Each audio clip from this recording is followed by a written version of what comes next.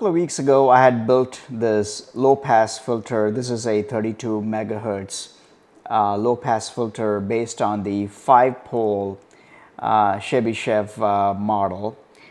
And I designed this filter using a software, and I'll show that later on in the segment. This is actually my third attempt at this filter. The first two attempts were obviously a failure because I had used a different type of caps, even though the values were right, but they didn't perform as I had expected.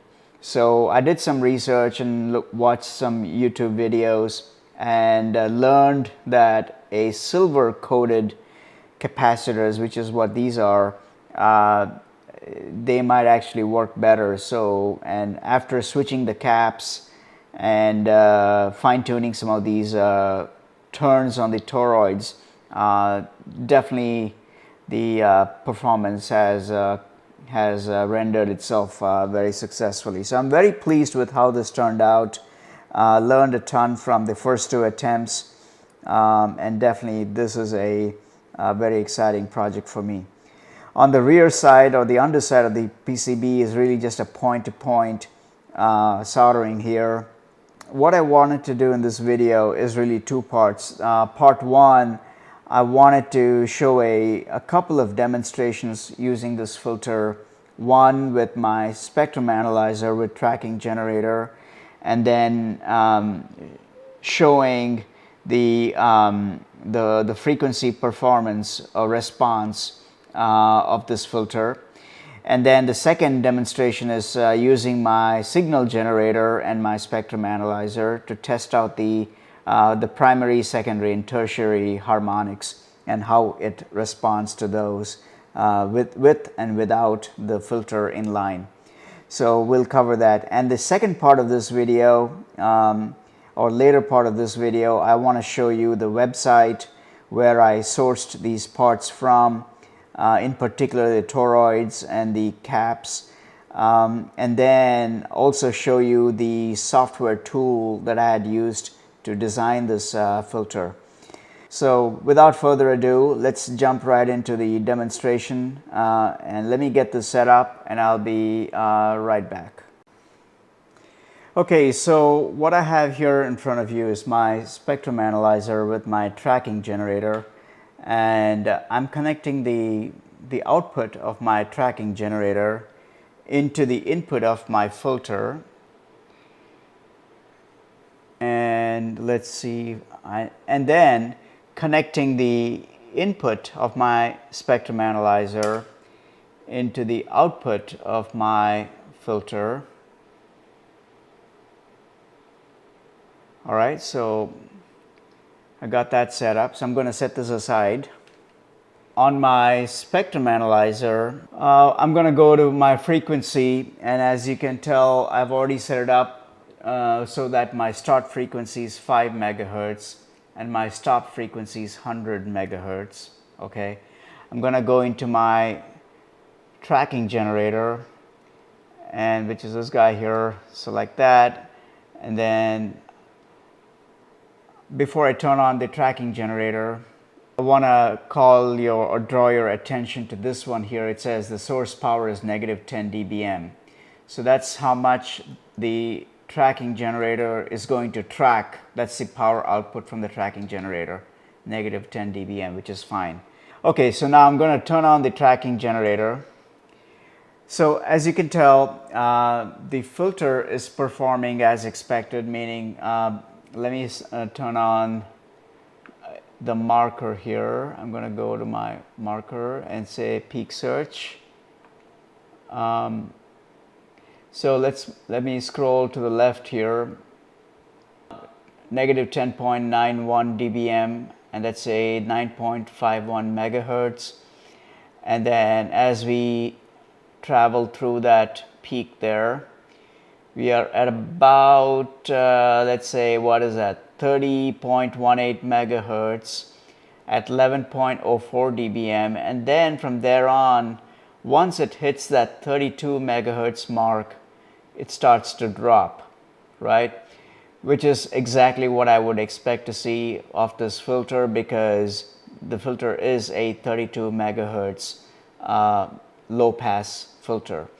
And then the lowest point, if I go to marker function or marker function, let's say, or marker 2, let's go to marker minimum, which is this guy here. Let's select that. So the lowest at 100 megahertz, we are seeing at about negative 64 dBm, which is great.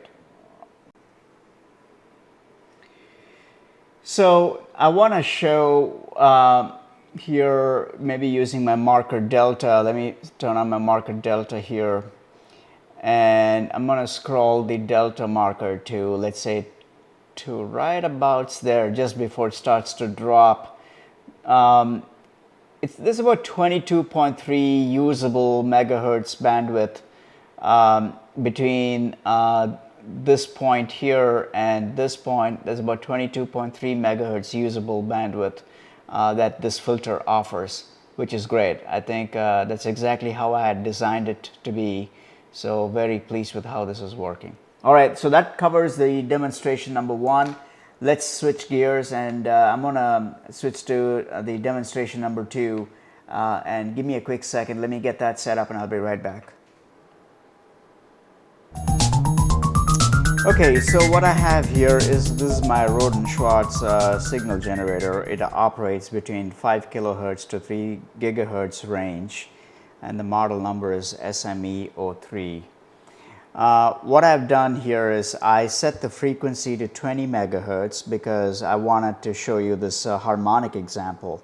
And given my filter operates in the 32 megahertz range, I set it up to 20 megahertz in here. Let's see if I can get it to focus. And then the amplitude is negative 10 dBm. And the output from the signal generator is fed into the spectrum analyzer directly without the filter. So this is the output from the signal generator going in and into the spectrum analyzer. All right, so this time around we are not using the tracking generator, we're using the signal generator to generate this frequency and that amplitude and feeding it directly to the spectrum analyzer. All right, so right now I'm going to turn on the signal generator, and again, as you can tell, let's go back to our frequency. Actually, I'm going to set my start frequency to, let's say, 5 megahertz and my stop frequency to 100 megahertz. All right, so now I'm going to turn on the signal generator. I want you to take a look at this spectrum here. You would see the primary harmonic, the secondary harmonic, and the tertiary harmonic. Let me go to my markers. I'm going to turn off the marker here for now. All right, so each of these is about 20 megahertz apart because our transmission frequency is 20 megahertz from the signal generator. All right, so let me go to my marker and peak search. As you can tell, it's about 19.73 megahertz. We're at about negative 11.15 dBm. And the next one down, let's say in peak right, that is at 39 megahertz, about 20 megahertz apart, and it's attenuated at negative 51 dBm. Next one down is a tertiary harmonic. That's about 60 megahertz, again about 20 megahertz apart, at negative 57, 58-ish dBm down. So this is great. This is without the filter, and that's the standard, or the normal behavior of the spectrum analyzer frequency response, as you are noting in the screen there. I'm going to go into marker. I'm going to turn on the first marker and then do a peak search so we can tag the primary harmonic. And I'm going to go back to marker, turn on the second marker, and now I'm going to search for the secondary harmonic.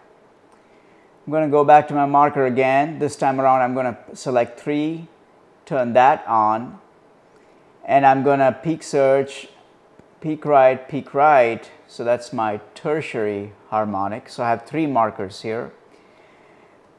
Now let's go to marker function.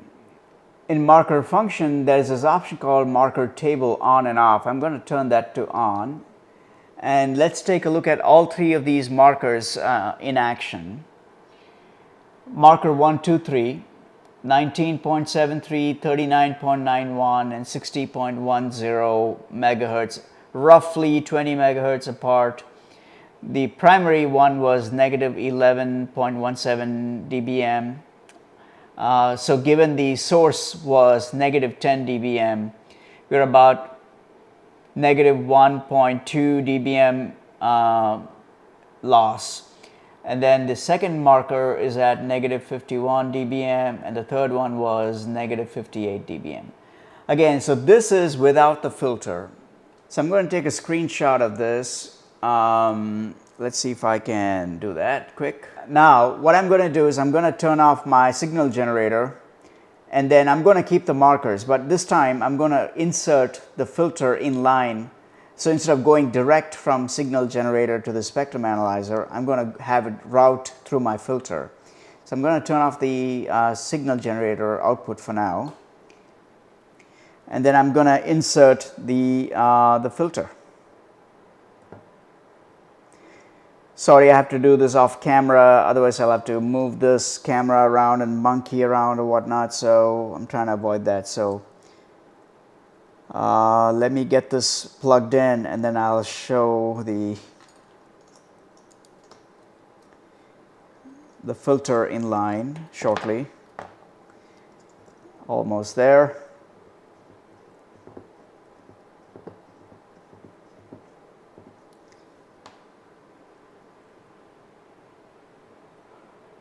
Okay, so I got this hooked up here in line with the spectrum analyzer and the signal generator.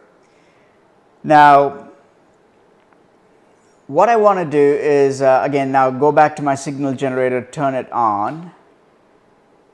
And if you look at the frequency response now and the primary, secondary, and the tertiary harmonics, they're significantly attenuated, especially the tertiary harmonic.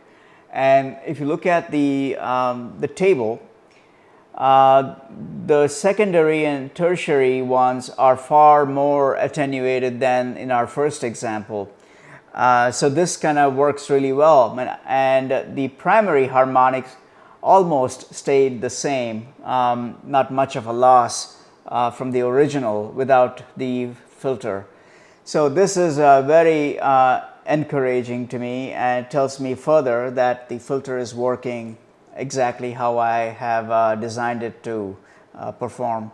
So with that said, I'm going to take a screenshot of this also so we can compare contrast.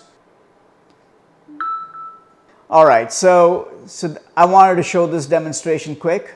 So we saw 2 demonstrations. One is using the tracking generator and how the filter performed real time in a frequency range, and how the frequency response was of the filter in a low pass filter format.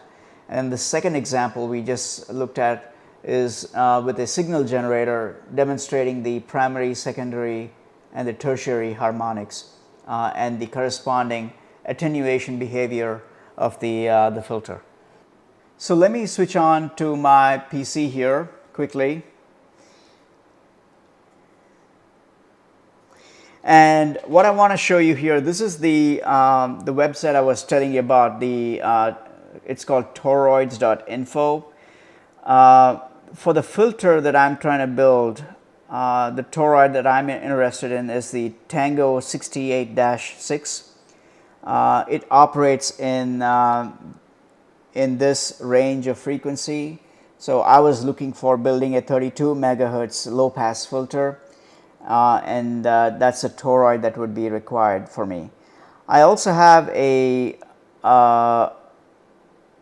bunch of 68-2 that operates between 250 kilohertz up to 10 megahertz. So that's definitely not what I was looking for, at least not for this filter.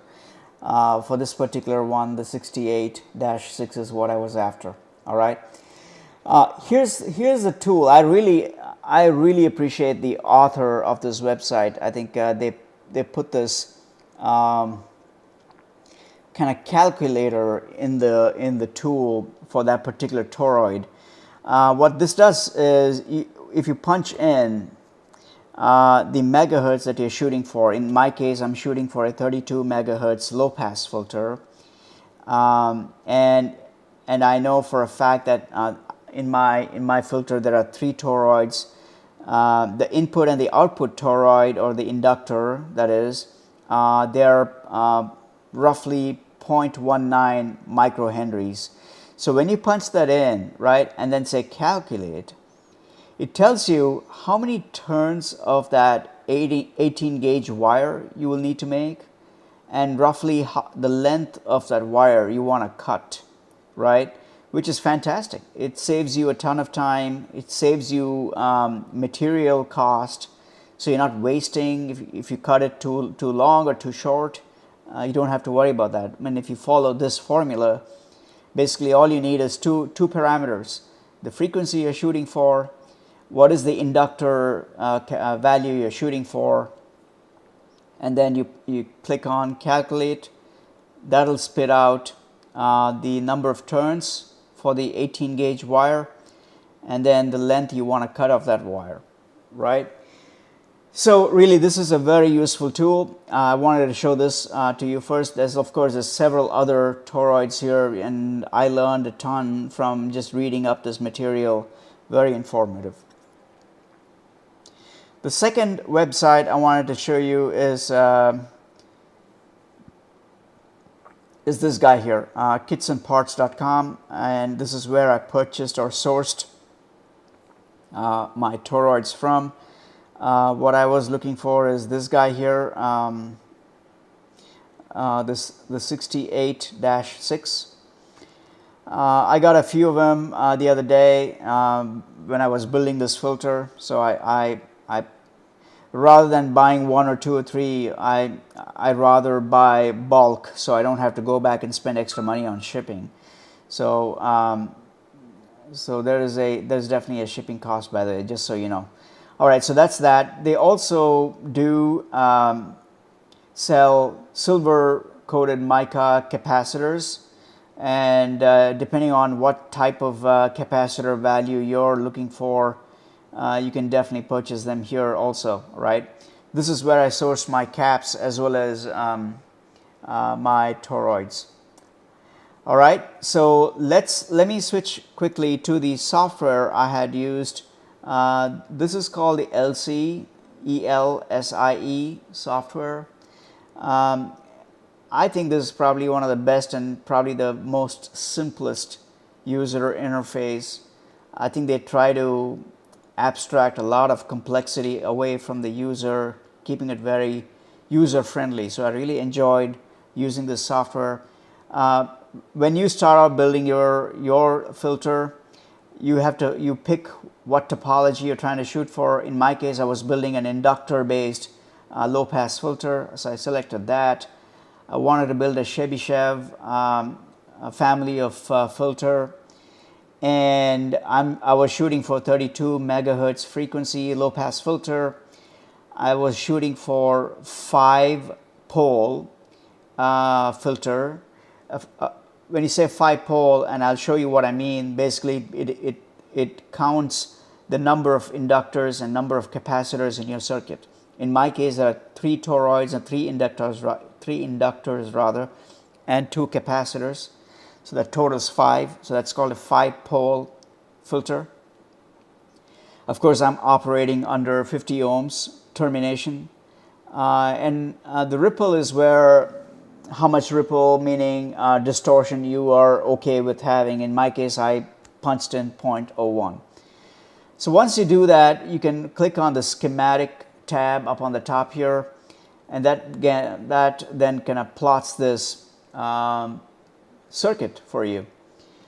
So it then advises you with the what type of values you need for the input inductor, output input capacitor, output capacitor, and then what is the